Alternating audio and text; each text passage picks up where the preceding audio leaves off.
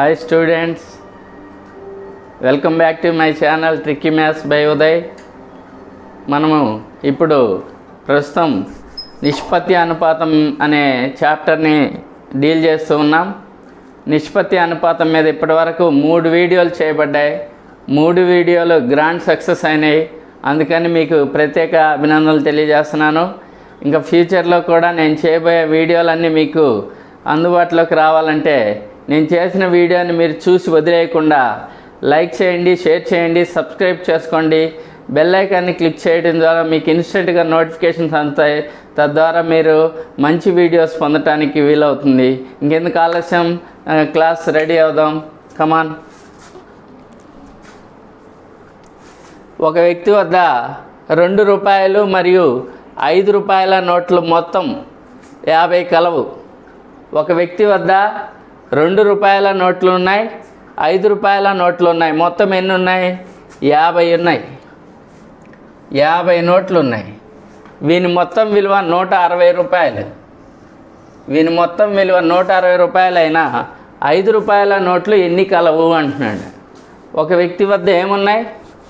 ₹2 నోట్లు ఉన్నాయి, ₹5 నోట్లు ఉన్నాయి. మొత్తం ఎన్ని అంటే 50.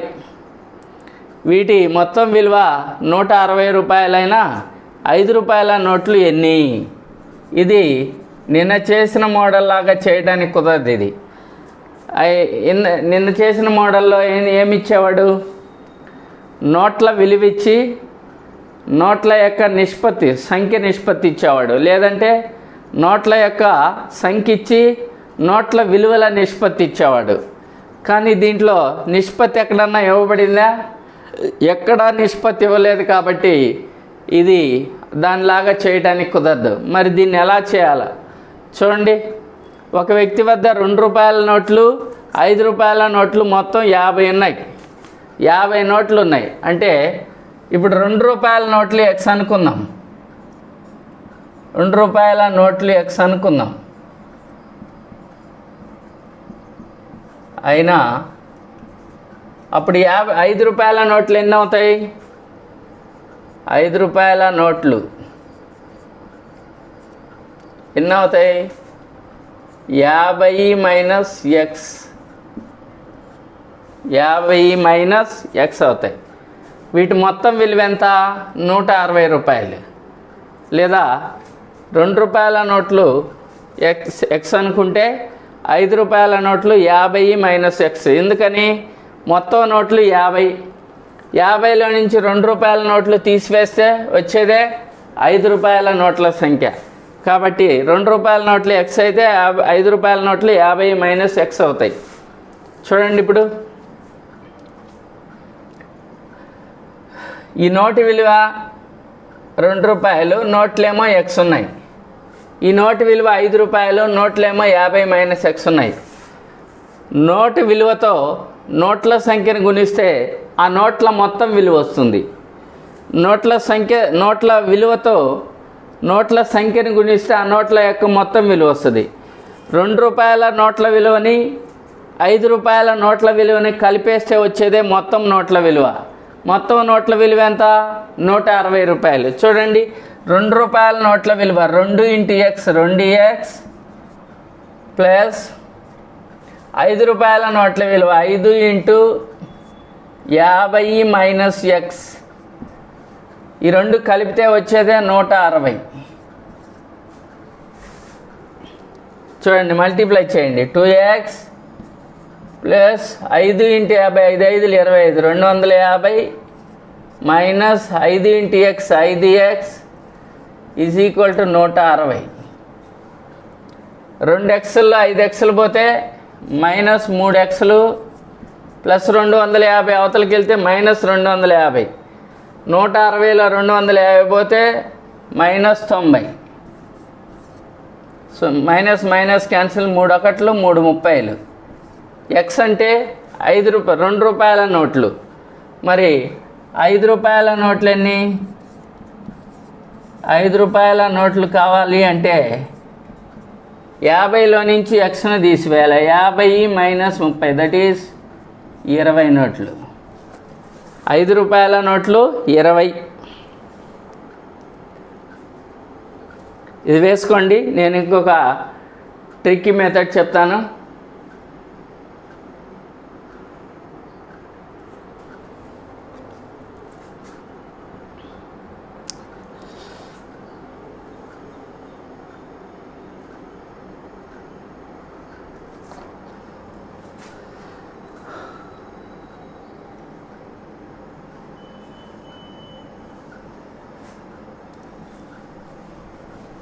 నెక్స్ట్ చూడండి.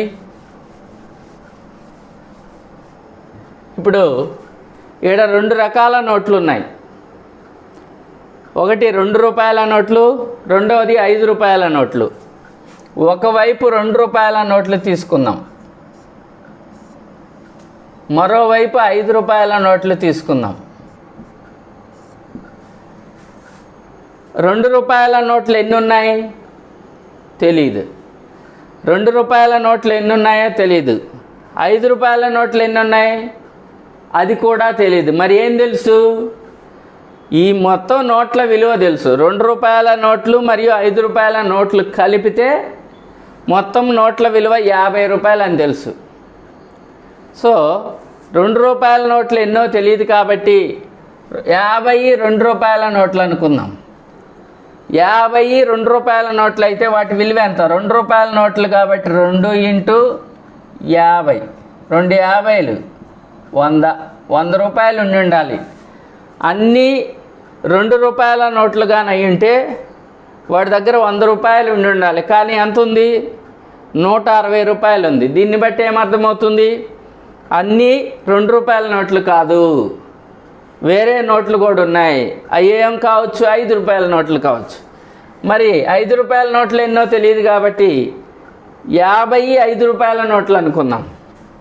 నోటు విలువ 5 రూపాయలు, 50 నోట్లు అనుకుంటే 5 50లు 250. అన్నీ 2 రూపాయల నోట్లు అయితే 100 రూపాయలు ఉండాలి. అన్నీ 50 రూపాయల నోట్లు అయితే 250 ఉండాలి. కానీ వాడి దగ్గర ఎంత ఉన్నాయి? వీటికి మధ్యలో ఉన్నాయి. అంటే మధ్యలో ఉన్నాయి కాబట్టి మధ్యలో వేద్దాం. మిక్సర్, దీన్ని మిక్సర్ ఆఫ్ అలిగేషన్ అంటారు. ఈ రెండింటి మధ్య డిఫరెన్స్ని ఇక్కడ వేయాలి. ఈ రెండింటి మధ్య డిఫరెన్స్ని ఇక్కడ వేయాలి. ఈ రెండింటి మధ్య తేడా 160లో 100 పోతే 60, 250లో 160 పోతే 90. అంతేనా? దీన్ని 30తో కొట్టివేద్దాం. 33, 32. అంటే దీని అర్థం 2 రూపాయల నోట్లు 3 భాగాలు, 5 రూపాయల నోట్లు 2 భాగాలు అని అర్థం. 2 రూపాయల నోట్లు 3 భాగాలు, 5 రూపాయల నోట్లు 2 భాగాలు. మొత్తం ఎన్ని భాగాలు? మొత్తం నోట్లు 5 భాగాలు. మొత్తం నోట్ల విలువ, నోట్ల సంఖ్య 50. మొత్తం నోట్లు 3 1 2 5 భాగాలు.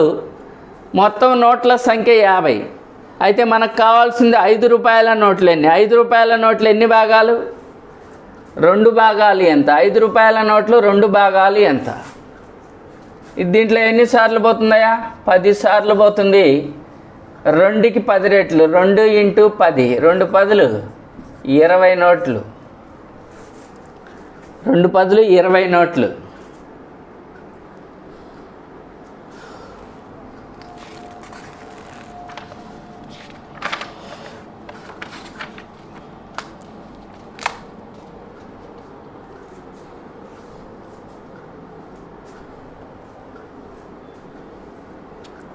చూడండి, ఇది అద్భుతమైన మెథడ్. ఈ మెథడ్ని ఫాలో అవ్వండి.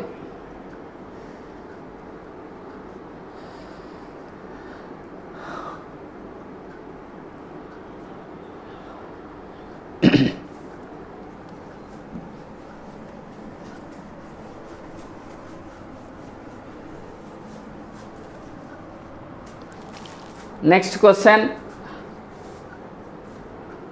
ఒక పరీక్షలో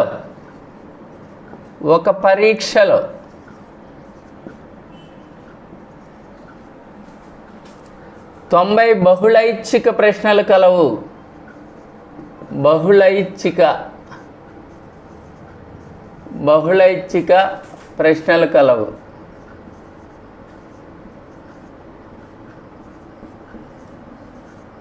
90 బహుళైచ్ఛిక ప్రశ్నలు కలవు. ప్రతి సరైన సమాధానమునకు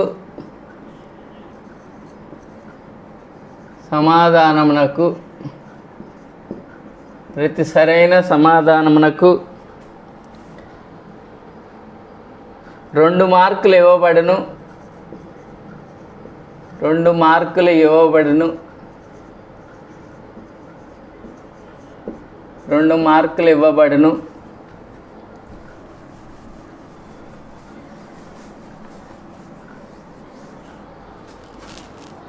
ప్రతి తప్పు సమాధానమునకు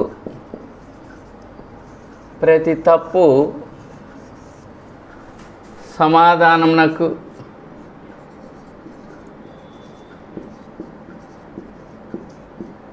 సమాధానమునకు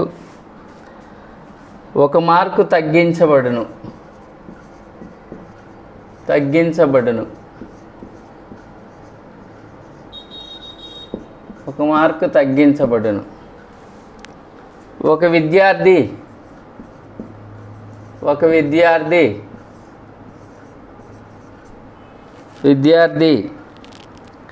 అన్ని ప్రశ్నలకు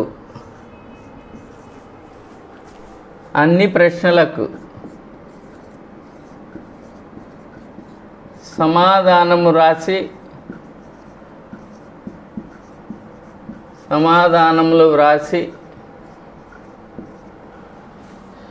60 మార్కులు తెచ్చుకొనెను.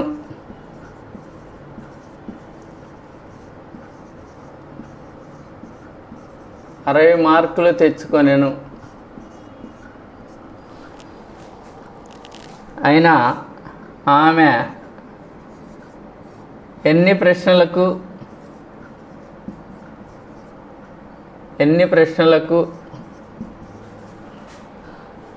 సరైన సమాధానం రాసెను.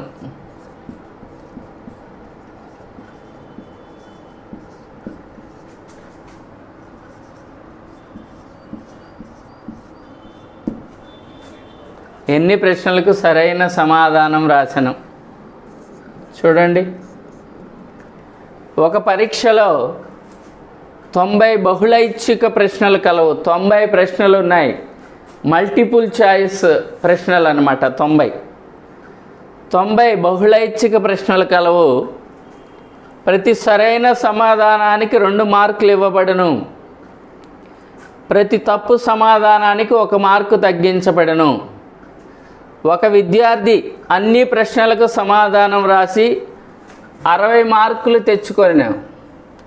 ఒక విద్యార్థి అన్ని ప్రశ్నలు అటెంప్ట్ చేసి 60 మార్కులు తెచ్చుకున్నాడు. అయితే ఆమె ఎన్ని ప్రశ్నలకు సరైన సమాధానం రాసెను అంటున్నాడు. టోటల్ 90 మల్టిపుల్ చాయిస్ క్వశ్చన్లు ఉన్నాయి. కరెక్ట్ సమాధానం రాస్తే if the answer is right awarded 2 marks. If the answer is wrong, deducted 1 mark. If the answer is right, given 2 marks. If answer is wrong, given -1 mark.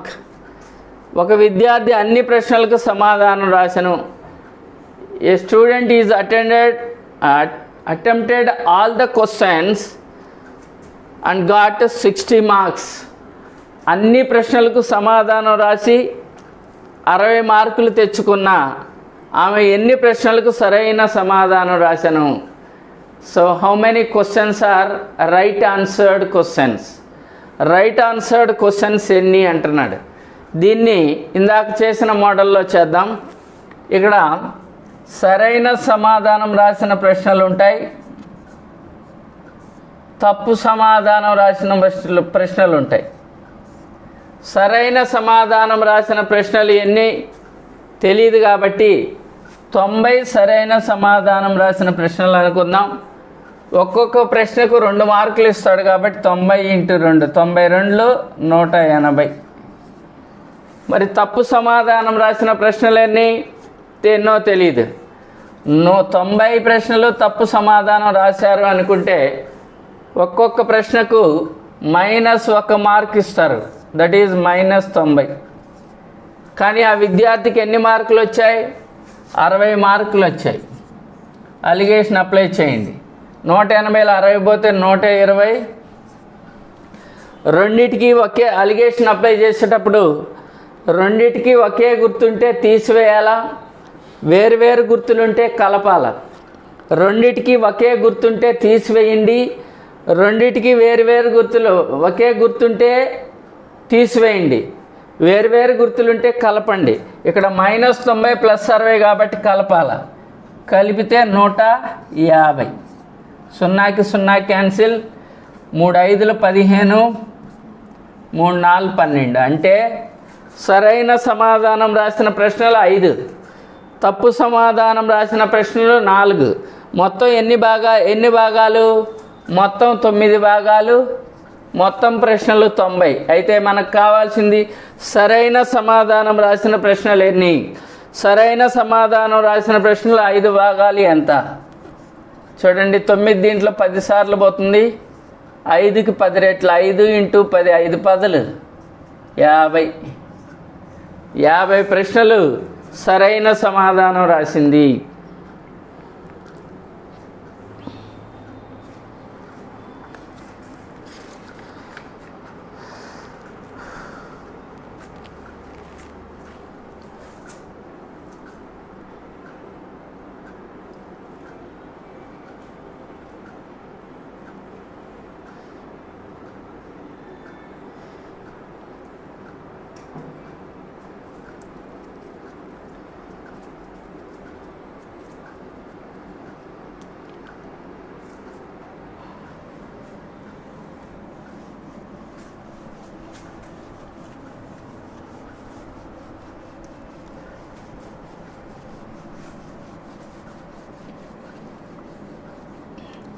Next ఇంకొక question.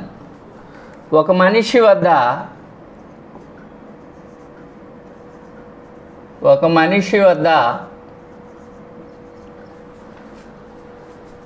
కొన్ని కోళ్ళు,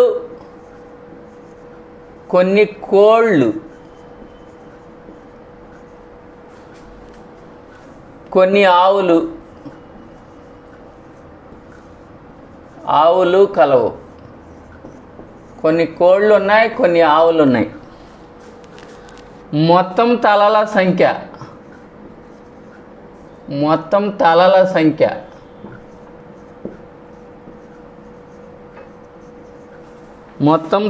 సంఖ్య 50 మరియు మొత్తం కాళ్ళ సంఖ్య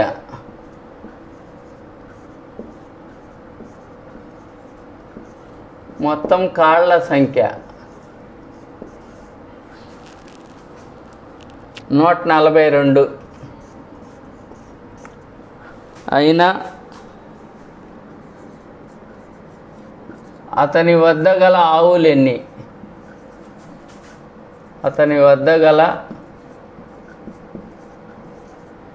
ఆవులు ఎన్ని?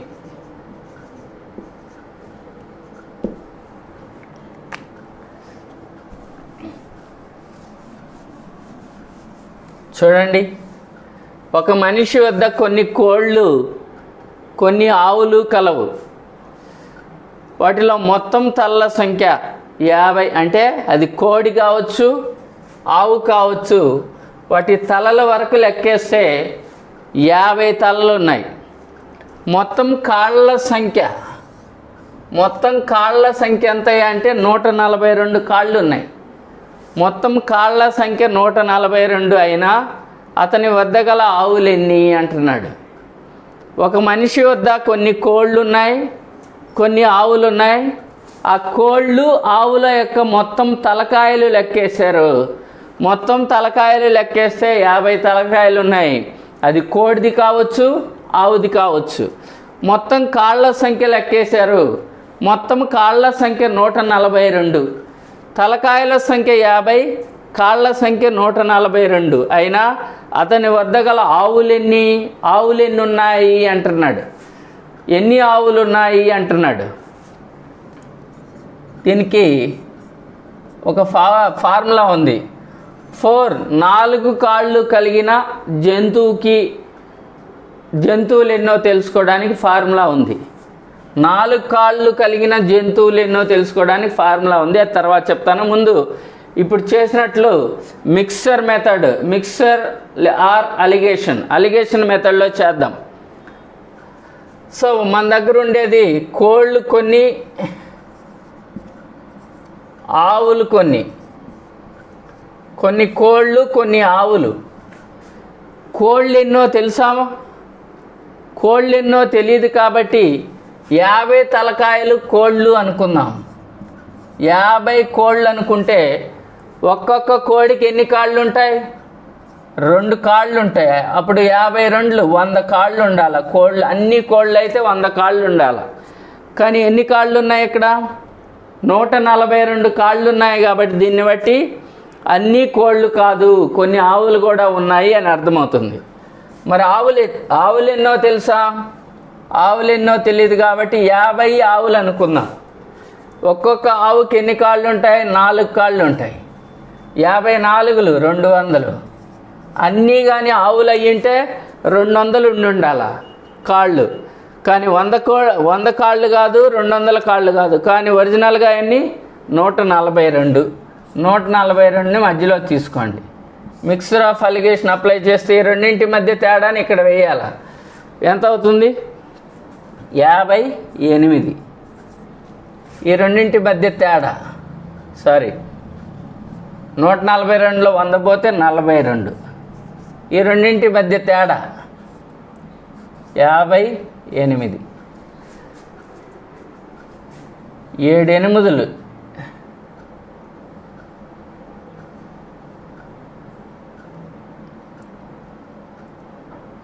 2తో పోతే చూడండి. 2 2 4 2 9 18.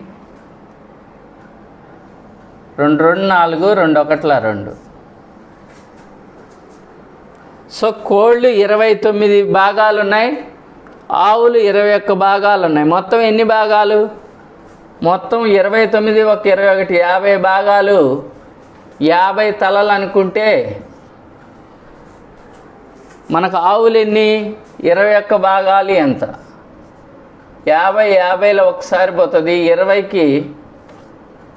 21కి ఒక భాగం, ఒక రెట్టు. 21 × 1 21 ఆవులు కలవు. ఆవులు 21 ఉన్నాయి.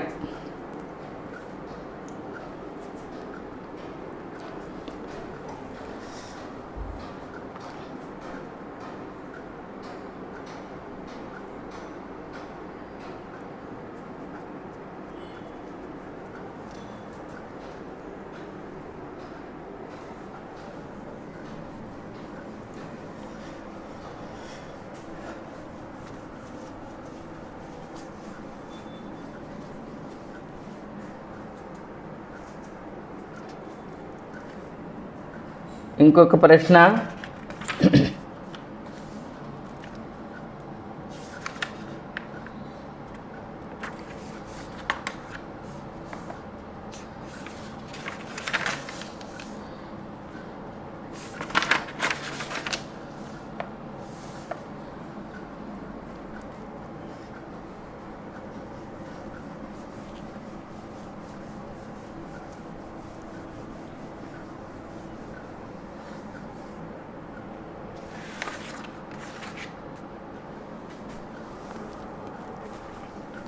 కేజీకి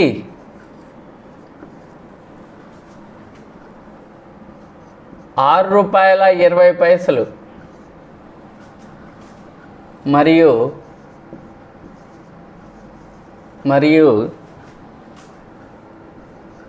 ₹7.20 ధర కలిగిన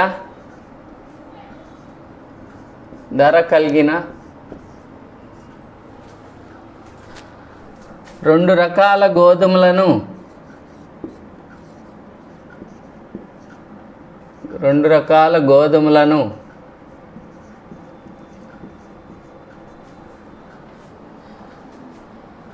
ఏ నిష్పత్తిలో కలిపిన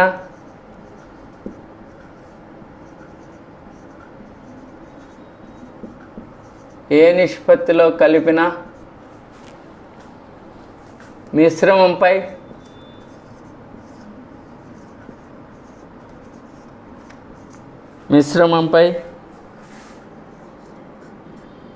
₹6.50 లభిస్తుంది.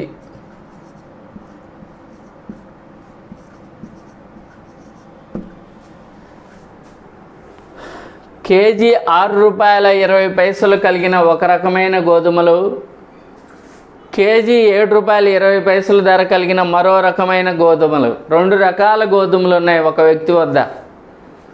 ఒక రకము కేజీ ₹6.20, మరొక రకము కేజీ ₹7.20.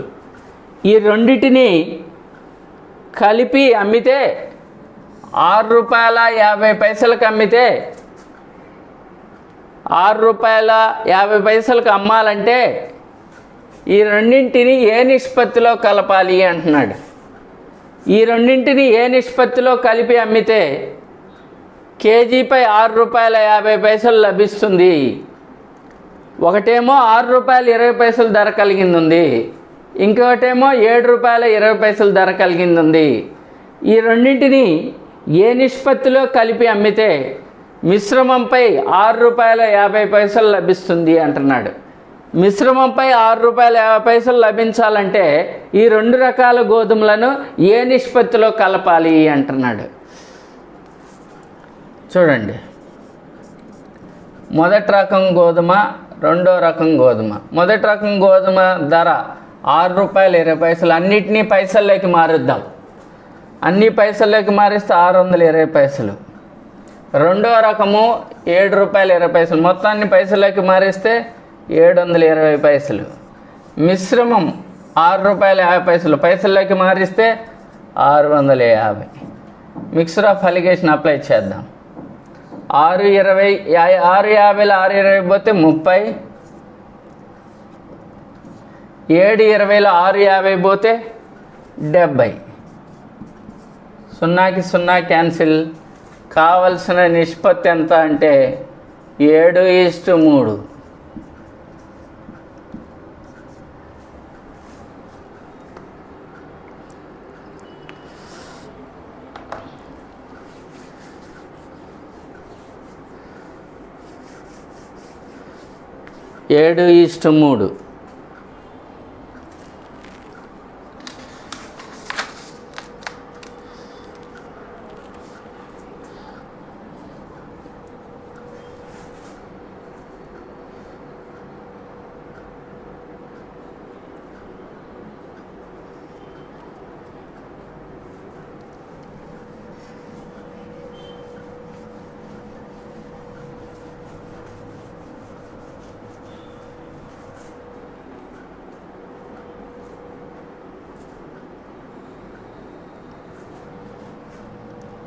నెక్స్ట్ క్వశ్చన్, సమాన పరిమాణం గల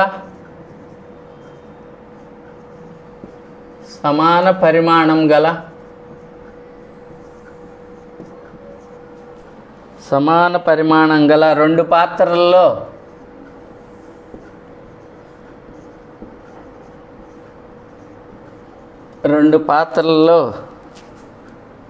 పాలు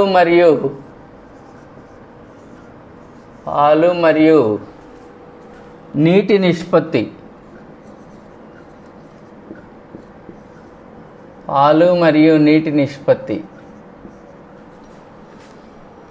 3:1. ఆ రెండు మిశ్రమాలను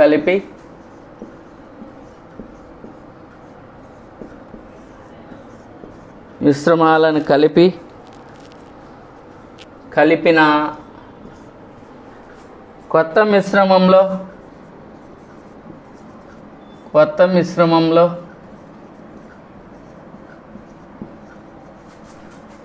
పాలు మరియు నీటి నిష్పత్తి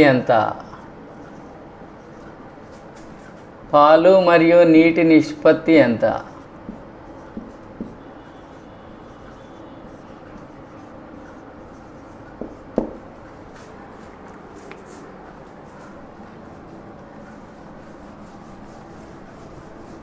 చూడండి, సమాన పరిమాణం కల 2 రకాల పాత్రలు ఉన్నాయి. ఇదొక పాత్ర అనుకోండి,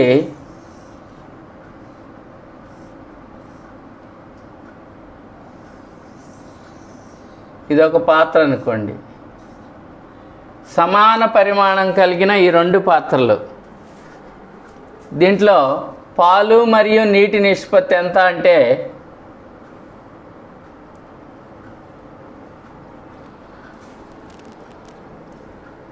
3 పాలు మరియు నీటి నిష్పత్తి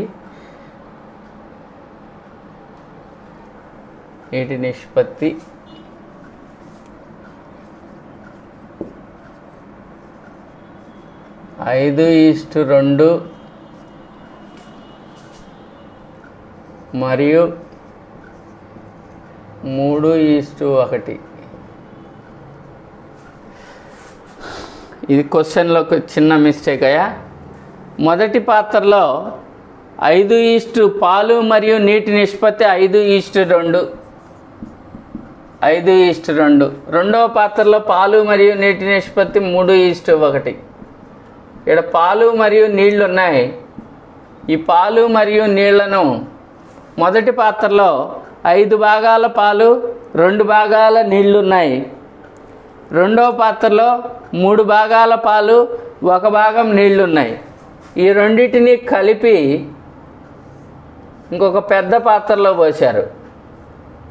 ఈ రెండింటిని తీసుకొచ్చి ఈ పాత్రలో పోస్తే దీంట్లో పాలు మరియు నీటి నిష్పత్తి ఎంత అంటున్నాడు. దీంట్లో పాలు మరియు నీటి నిష్పత్తి ఎంత? మొదటి పాత్రలో 5 భాగాల పాలు 2 భాగాల నీళ్లు ఉన్నాయి. రెండో మిశ్రమంలో 3 భాగాల పాలు 1 భాగం నీళ్లు ఉన్నాయి. ఈ 2 పాత్రలను తీసుకొచ్చి కలిపి దీంట్లో పోస్తే దీంట్లో పాలు మరియు నీటి నిష్పత్తి ఎంత? 2 మిశ్రమాల్లో పాలు ఎన్నో కనుక్కుందాం. 2 మిశ్రమాల్లో పాలు ఎన్ని అంటే, మొదటి మిశ్రమం మొత్తం మిశ్రమం ఎన్ని భాగాలు? 7 భాగాల మిశ్రమం. దీంట్లో పాలు 5 భాగాలు కాబట్టి పాలు 5/7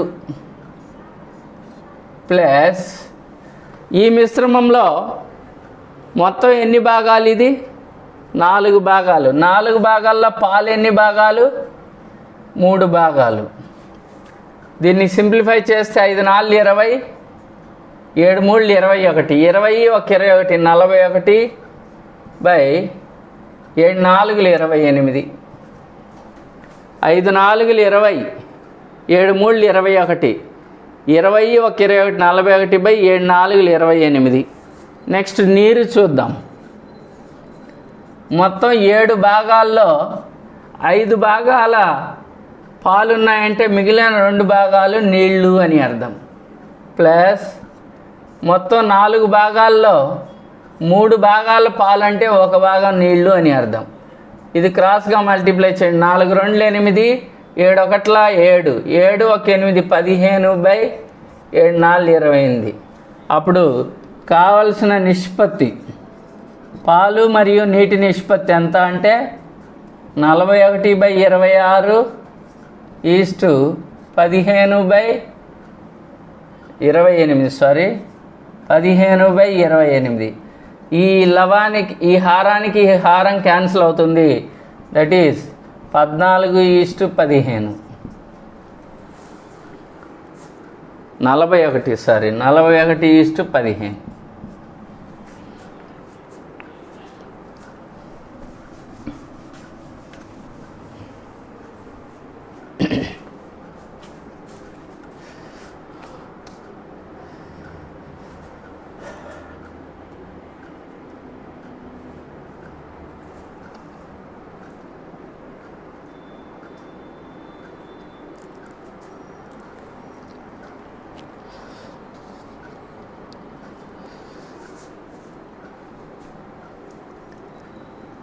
నెక్స్ట్ క్వశ్చన్.